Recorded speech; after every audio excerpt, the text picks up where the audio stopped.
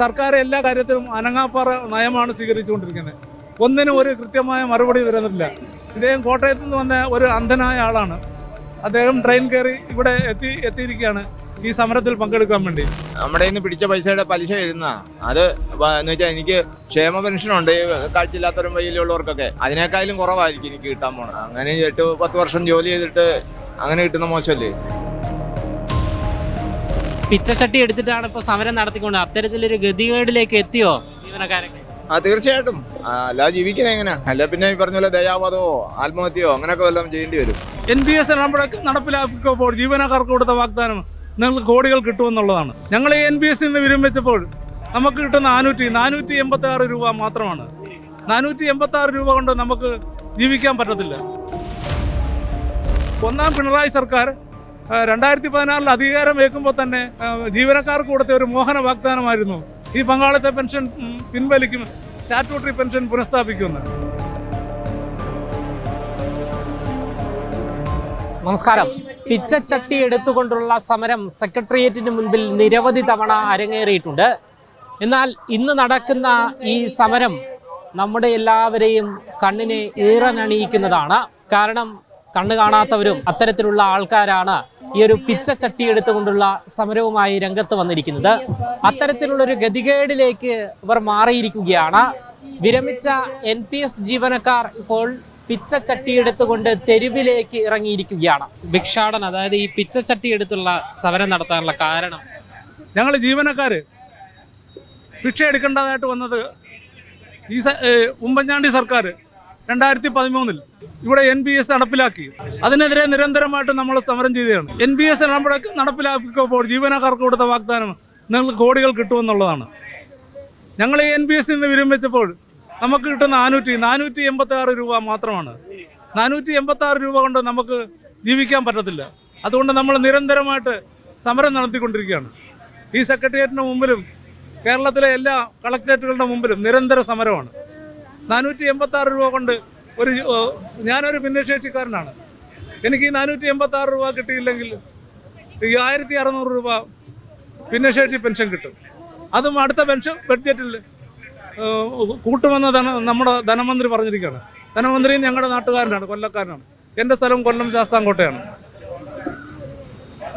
ഞങ്ങളുടെ ഈ കാര്യങ്ങൾ കരുതലും കൈത്താങ്ങും നടന്ന സമയത്ത് 2022-ലും 2025-ലും ഞങ്ങൾ സമീപിച്ചു ധനമന്ത്രിയെ. നമുക്ക് ഞങ്ങളെ പെൻഷൻകാരുടെ നിങ്ങളൊന്ന് കരുതൽ വേണമെന്ന്. സർക്കാരിൻ്റെ കാര്യത്തിൽ അവർ അനങ്ങാപ്പാറ നയം സ്വീകരിച്ചുകൊണ്ടിരിക്കുകയാണ്. അതിനെതിരെയാണ് ഈ റിട്ടയർഡായ നമ്മളൊരു 3000-ൽ പരം ജീവനക്കാരേ ഉള്ളൂ. അതിൽ പകുതി പേരും കിടപ്പിലായ രോഗികളാണ്. അവർക്ക് വരാൻ പറ്റാത്തതുകൊണ്ടാണ് നമ്മൾ ഈ സമരത്തിൽ പങ്കെടുത്തുകൊണ്ടിരിക്കുന്നത്. പിന്നീട് പലർക്കും ഈ 400 രൂപ 500 രൂപ പെൻഷൻ കിട്ടുന്നവർ, പെൻഷനല്ല ആനുറ്റി കിട്ടുന്നവർക്ക് അവരുടെ ജീവിത സാഹചര്യങ്ങൾ വളരെ മോശമാണ്. അവർക്ക് തിരുവനന്തപുരത്ത് സെക്രട്ടേറിയറ്റിൽ വന്ന് സമരം ചെയ്യാനുള്ള കഴിവോ ആസ്തിയോ ഇല്ല. അതാണ് മറ്റൊരു കാര്യം. ബാക്കി ഓരോ സംഘടനകളുണ്ട്. എല്ലാ സംഘടനകളും നമുക്ക് അനുകൂല തീരുമാനങ്ങളാണുള്ളത്. മന്ത്രിതല ചർച്ചകളോ അങ്ങനെ എന്തെങ്കിലും നടന്നിരുന്നോ ഈ ഒരു വിഷയത്തിൽ? ഈ വിഷയത്തിൽ സമിതി രൂപീകരിച്ചു. പങ്കാളിത്ത പെൻഷൻ പിൻവലിക്കും. ഈ ഒന്നാം പിണറായി സർക്കാർ 2014 അധികാരം ഏൽക്കുമ്പോൾ തന്നെ ജീവനക്കാർക്ക് കൊടുത്ത ഒരു മോഹന വാഗ്ദാനമായിരുന്നു ഈ പങ്കാളിത്ത പെൻഷൻ പിൻവലിക്കും, സ്റ്റാറ്റ്യൂട്ടറി പെൻഷൻ പുനഃസ്ഥാപിക്കുമെന്ന്. എന്നിട്ട് കമ്മീഷനെ വെച്ചു, ജി ചന്ദ്ര കമ്മീഷൻ. ആ കമ്മീഷൻ റിപ്പോർട്ടിന് വേണ്ടി ഇവിടുത്തെ ഭരണപക്ഷ സംഘടനകൾ തന്നെ ഹൈക്കോടതിയിലും സുപ്രീം കോടതിയിലും കേസ് കൊടുത്തതിന് ശേഷം മാത്രമാണ്, സുപ്രീം കോടതി ഇടപെട്ടതിന് ശേഷമാണ് ഇത് പങ്കാളിത്ത പെൻഷൻ പിൻവലിക്കുന്നത്. അതിൻ്റെ കമ്മീഷൻ റിപ്പോർട്ട് പുറത്തു വന്നപ്പോൾ ഇത് പിൻവലിച്ചത് കൊണ്ട് സർക്കാരിന് യാതൊരു കുഴപ്പമില്ല. ഇതിൻ്റെ എഫക്റ്റ് വരണമെങ്കിൽ തന്നെ സർക്കാരിന് 2040 ആവരും അതിൽ ഒരു എഫക്റ്റ് വരുത്തുള്ളതെന്നാണ് കമ്മീഷൻ്റെ കണ്ടെത്തൽ. വീണ്ടും അവർ കമ്മീഷൻ വെച്ചു. കമ്മീഷൻ ഒരു സിറ്റിംഗ് പോലും നടത്താതെ നമ്മുടെ ചീഫ് സെക്രട്ടറി ഇപ്പോൾ വിരമിച്ചിരിക്കുകയാണ്.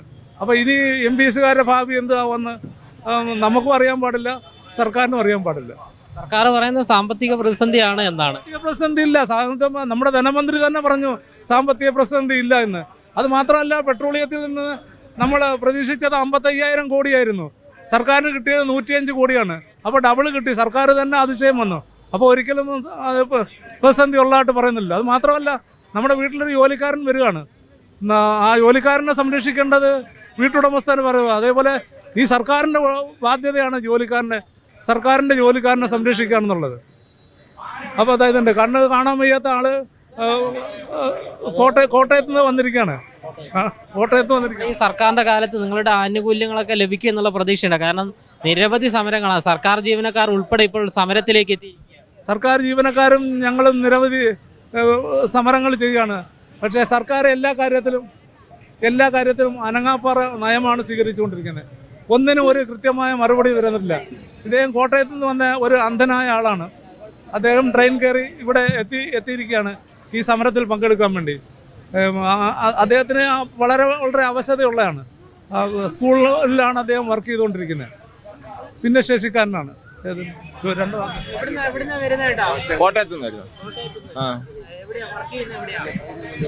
ഗവൺമെന്റ് ഒളസാന്ന് പറയും. ആനുകൂല്യങ്ങളൊന്നും ഇപ്പൊ കിട്ടുന്നില്ലേ? ഇല്ലില്ല, പെൻഷൻ ഇല്ല. അതാ ഏറ്റവും വലിയ വിഷയം. നമുക്ക് ഈ നമ്മുടെ നിന്ന് പിടിച്ച പൈസയുടെ പലിശ വരുന്ന അത് എന്ന് വെച്ചാൽ എനിക്ക് ക്ഷേമ പെൻഷനുണ്ട് ഈ കാഴ്ചയില്ലാത്തവരും വയ്യിലുള്ളവർക്കൊക്കെ. അതിനേക്കാളും കുറവായിരിക്കും എനിക്ക് കിട്ടാൻ പോണത്.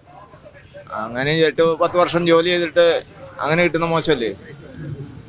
ജീവിക്കുന്നത് എങ്ങനെയാ? അതാണ്. എന്തായാലും പച്ചക്കറിക്ക് എല്ലാത്തിനും വില കൂടിയല്ലോ.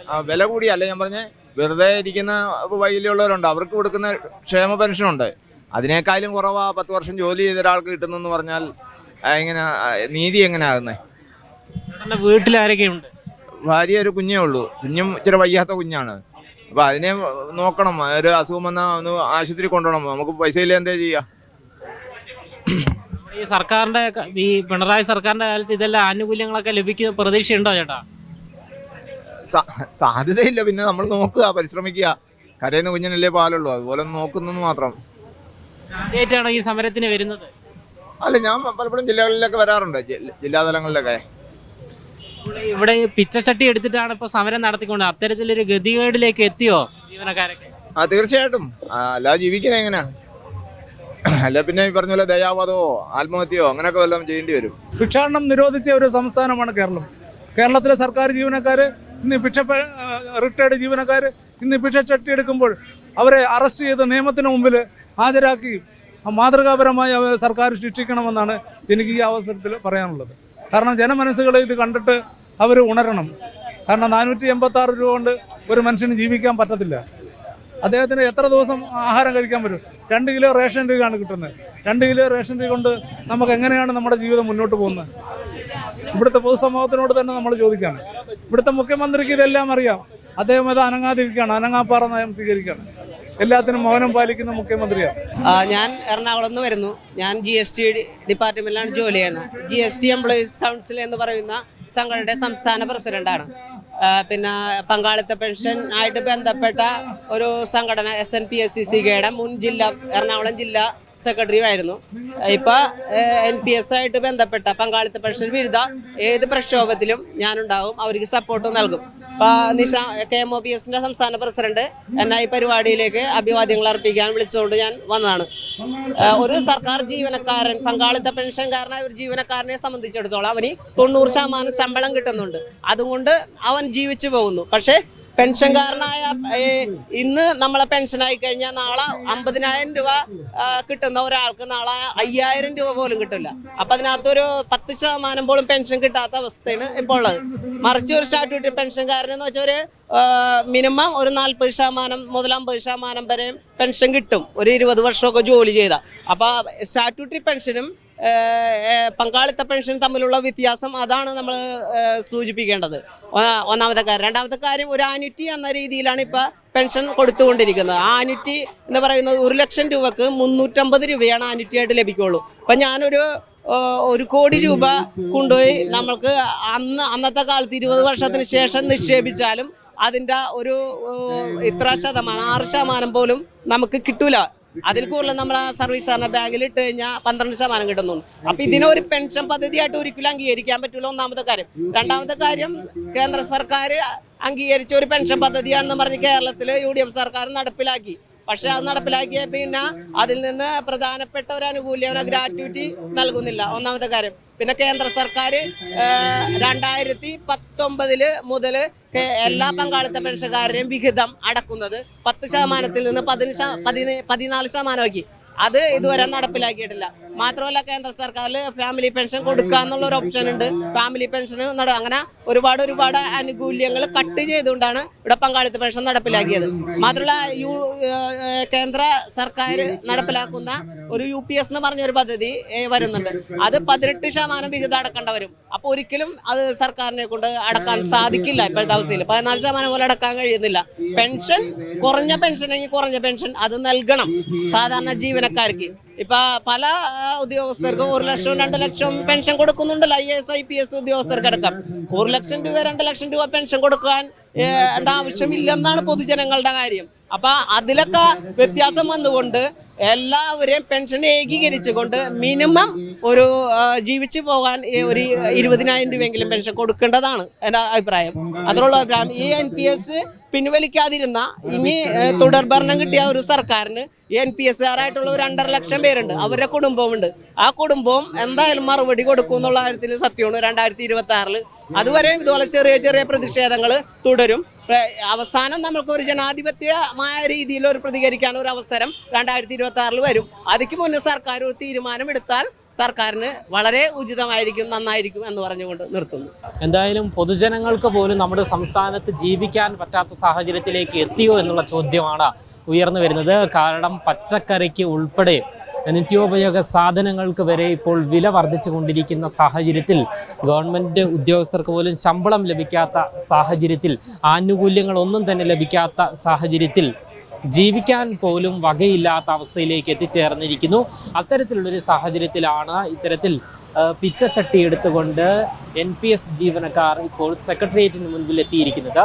ക്യാമറമാൻ അഖിലിനൊപ്പം അമൽ രുദ്ര, മറുനാടൻ മലയാളി, തിരുവനന്തപുരം.